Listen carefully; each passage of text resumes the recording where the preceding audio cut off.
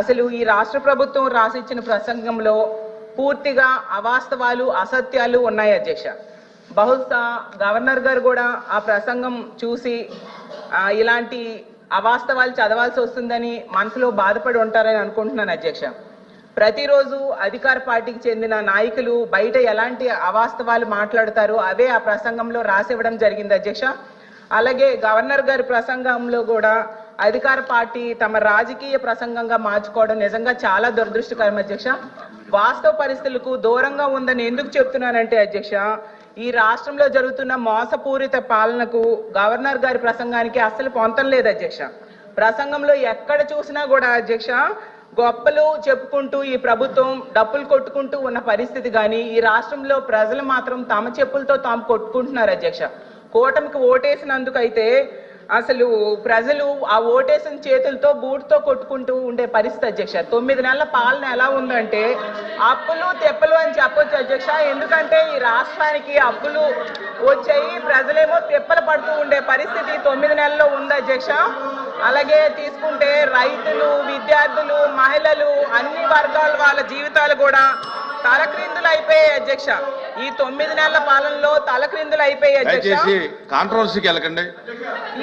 ఈ ప్రభుత్వం మాత్రం గతంలో ఆ గవర్నర్ గారి ప్రసంగంలో చెప్పారు అధ్యక్ష, గతంలో విధ్వంసం జరిగింది, ఇప్పుడు మేము సుపరిపాలన అందిస్తున్నాము అని చెప్పారు అధ్యక్ష.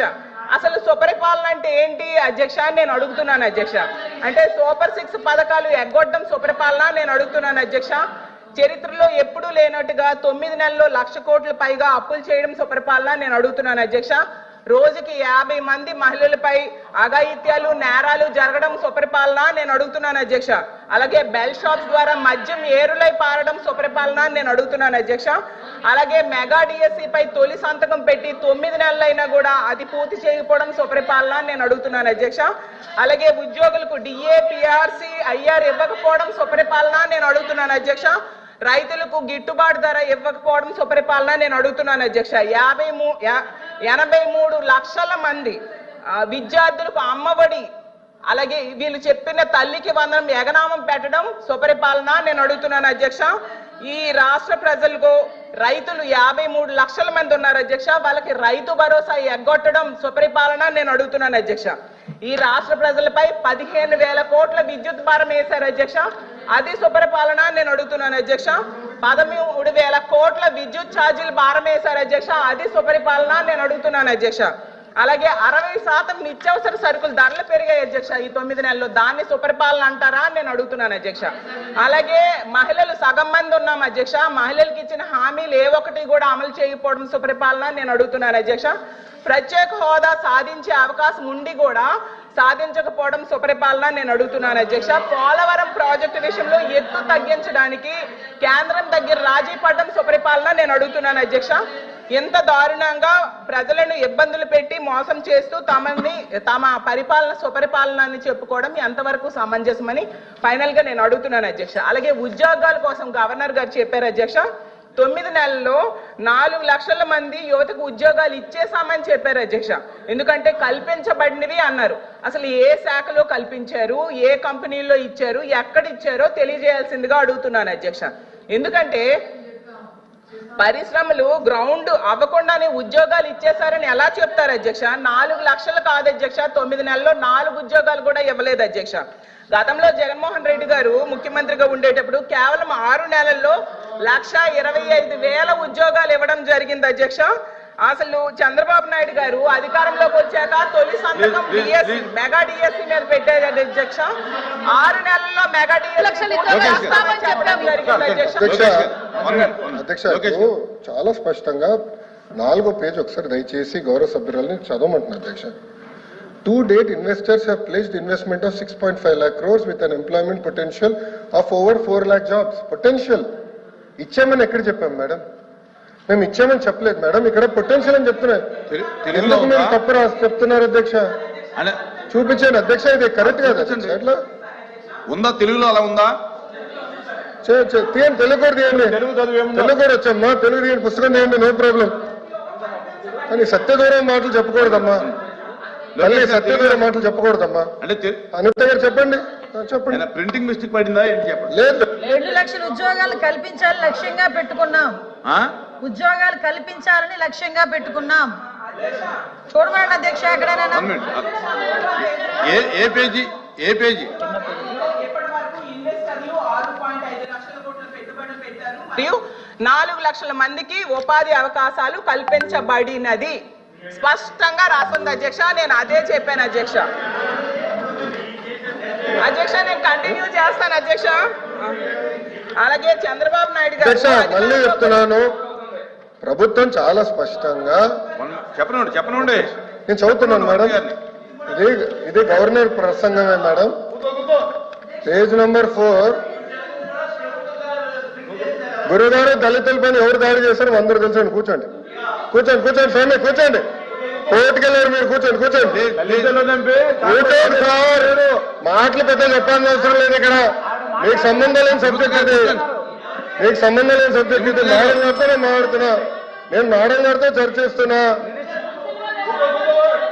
మీరు దళితులపైన మీరు దాడి చేసి కూర్చోండి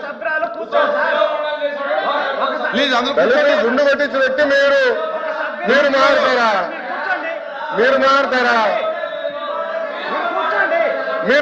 అధ్యక్ష మీరు ఎట్లా మారుతారు? ప్లీజ్ దయచేసి కూర్చోండి. చాలా స్పష్టంగా చెప్తున్నా. ఎందుకు మారుతారు? మీరు మాట్లాడేది మీరు ఒక ఎత్తు, ఇంకొక ఆయనేమో డైరెక్ట్ గా సవాన్ని డోర్ డెలివరీ చేశారు. అలాంటి వాళ్ళు కౌన్సిల్ ఉన్నారు. సభ్యుడేమో డోర్ డెలివరీ కూడా చేశారు.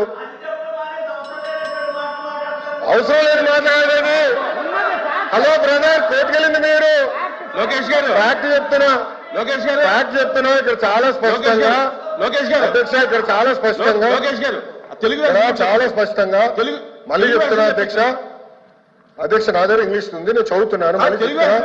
To date investors investment. అరే ఇంగ్లీష్ మీడియం అని పొద్దు నుంచి ఊదరగొట్టారు. ఇంగ్లీష్ మీడియంలో చెప్తున్నారా పై మీ సబ్జెక్ట్ లేరు? ఇంగ్లీష్ మీడియం గురించి ఊదరగొట్టారు కదా పొద్దున. మళ్ళీ ఇంగ్లీష్ మీడియం చదవలేరా? పొద్దున ఇంగ్లీష్ మీడియం అన్నారు. అరే ఇంగ్లీష్ లో చెప్తే భయపడతారు. ఏ భాషలో చెప్పాలి కదా? గవర్నర్ గారు చదివింది ఇంగ్లీష్ లో. మీరందరూ బైకాట్ చేయకుండా కూర్చుని ఉంటే బాగుండేది. అరే అది కాదు, ఇంగ్లీష్ మీడియం చదవకూడదా? ఇంగ్లీష్ లో ఉందని చెప్పకూడదా? అరే మీరే ఇంగ్లీష్ మీడియం అని పెద్ద ఊదర కొట్టారు. నేను స్పీచ్ ప్రిపరేషన్ వెళ్ళినప్పుడు సబ్మిట్ చేసి ఇంగ్లీష్ మీడియం ఎత్తేస్తామని కూడా మాట్లాడారు. మరి ఎట్లా తెలుగులో మాడితే చెప్పంటారు, ఇంగ్లీష్ లో మాడితే చెప్పంటారు, ఇంకే భాష మాట్లాడాలి? లోకేష్ గారు సార్ క్లియర్ గా 4వ పేజ్ లో to date investors have pledged investment of 6.5 lakh crores with an employment potential of 4 lakh jobs. అధ్యక్ష ఇది మా పార్టీ విధానం, ఇది ప్రభుత్వ నినాదం. క్లియర్ గా చెప్పాం అధ్యక్ష. గవర్నర్ గారు కూడా ఇది చదివారు అధ్యక్ష. దయచేసి మేడం గారు గుర్తుపెట్టుకోవాల్సిందిగా కోరుతున్నాం. తెలుగులో ఏమన్నా మిస్టేక్ పడిందని చూడండి.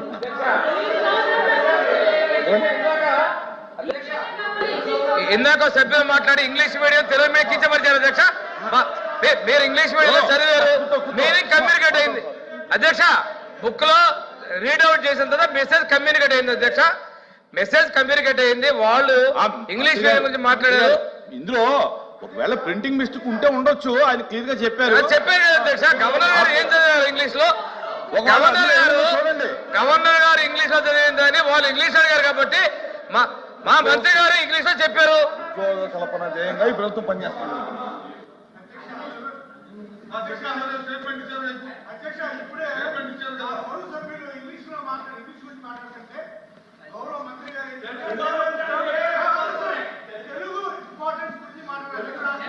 తెలుగును గౌరవించాల్సిందే అధ్యక్ష. అధ్యక్ష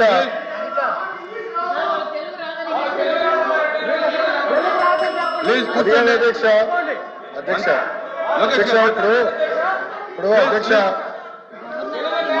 లోకేష్ గారు ఇప్పుడు ఒక విషయం అధ్యక్ష. ఇప్పుడు గవర్నర్ గారు ఇంగ్లీష్ లో మాట్లాడారు. ఇంగ్లీష్ పుస్తకం నా దగ్గర ఉంది. క్లియర్ గా నేను చెప్పాను అధ్యక్ష. మాట్లాడుతూ తెలుగు పుస్తకం చదవాలి అన్నారు. నేను ఒకటే చెప్తున్నా అధ్యక్ష. మళ్ళీ ఒక సందర్భంలో ఇంగ్లీష్ అంటారు, ఇంకో సందర్భంలో తెలుగు అంటారు అధ్యక్ష. పార్టీ విధానం ఇది. చాలా ప్రభుత్వ విధానం ఇది చాలా క్లారిటీగా గవర్నమెంట్ పాలసీ ఇది. గతంలో ఎన్ని పరిశ్రమలు పోనీ అటుగా నా స్పీచ్ లో చెప్తా వాకౌట్ చేయకుండా చూసుకోండి అధ్యక్ష.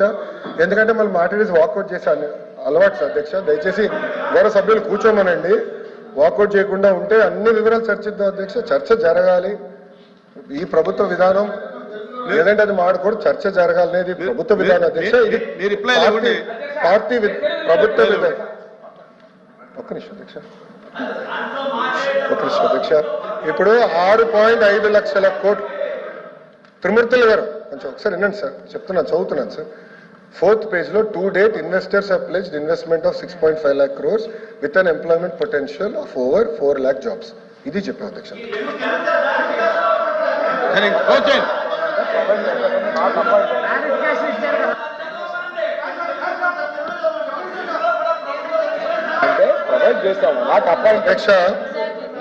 అధ్యక్ష ఓకే కొంతమంది సభ్యులకి ఇంగ్లీష్ రాదని వాళ్ళే అన్నారు కనుక మీరే అన్నారు కదా అధ్యక్ష. ఓకే చెప్పలేండి తెలుగులో కూడా అధ్యక్ష. చాలా మీరే అన్నారు అధ్యక్ష. నేను అనలేదు. నేను ఎక్కడ అనలేదు అది అధ్యక్ష. గౌరవ సభ్యుల నుంచి మాకు ఇంగ్లీష్ రాదు తెలుగులో మాట్లాడిన తెలుగు పుస్తకం తీసుకుని నేను చెప్తాను అధ్యక్ష. 3వ పేజీలో ఇప్పటి వరకు ఇన్వెస్టర్లు 6.5 లక్షల కోట్లు పెట్టుబడులు పెట్టారు మరియు 4 లక్షల మందికి ఉపాధి అవకాశాలే కల్పించబడింది. నియమించలేదు, అవకాశాలు కల్పించబడింది. ఆపర్చునిటీ క్రియేట్ చేశాం. నేను 4 లక్షల ఉద్యోగాలు ఇచ్చాను చెప్పావా? 4 లక్షల ఉద్యోగాలు ఇచ్చాము అని చెప్పలేదు. అవకాశాలు కల్పించబడి నియమించని చెప్పలేదు. తెలుగులో చెప్తున్నా అధ్యక్ష. నాకు ఒకటి పంపించండి. తెలుగు చదివించాలి అధ్యక్ష. నాకు ఆ బుక్ ఒకటి పంపించండి. మీరు తీసుకోండి. తెలుగు ఇంగ్లీష్ సార్ రెండు పంపించారు.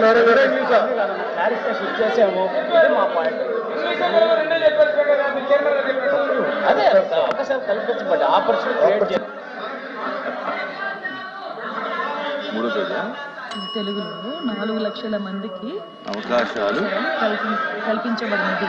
అవకాశాలు నియామకాలు కాదు. అది నియమించడానికి అవకాశాలు కల్పించడానికి చాలా డిఫరెన్స్ ఉంటుంది. ఓకే అల్లోపి గారు.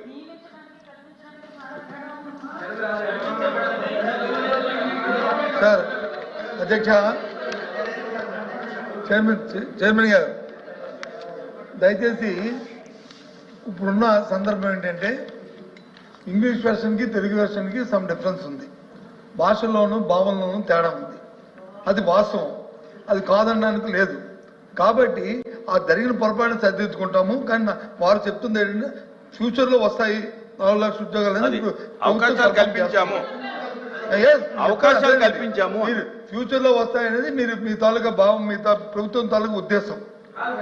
Absolutely there is no controversy. Absolutely there is no controversy. కాదు అధ్యక్ష, ఈ రోజు పెట్టుబడులు పెట్టేదానికి ఒప్పందాలు కుదిరించుకున్నాం. ప్రాజెక్టులు గ్రౌండ్ అవుతున్నాయి. ఒప్పందాలు ఇన్ని లక్షల ఉద్యోగాలు కల్పిస్తామని వాళ్ళు అన్నారు. అవకాశాలు ఇంగ్లీష్ తెలుగులో కూడా చాలా స్పష్టంగా ఉపాధి అవకాశాలు కల్పించబడింది. మీరు 3rd page sir, last point చదవండి సార్. 3rd page. గౌరవ సభ్యులు ఏమనుకోకపోతే దయచేసి కోరేది లాస్ట్ పాయింట్ సార్. చాలా స్పష్టంగా ఉంది. ఇక్కడ ఏమంటే సార్ ఈ రోజు పెట్టుబడులు పెడితే 2-3 సంవత్సరాలు పడితే ఉద్యోగాలు వచ్చేదానికి. అది నేను అనేది అదే చెప్తున్నాను. మేము ఇప్పుడు కల్పించాం అనలేదు త్రిమూర్తులు గారు. మేము ఇప్పుడే కల్పించామని ఎక్కడ అనలేదని మేము చెప్తున్నాం సార్. మేడం గారు ఏమన్నారంటే 4 లక్షల ఉద్యోగాలు ఇచ్చారు మీరు అని చెప్పారు. ఎక్కడ ఇచ్చారని అడిగారు. మేము వాస్తవాలు మాట్లాడుతున్నాం అంతే.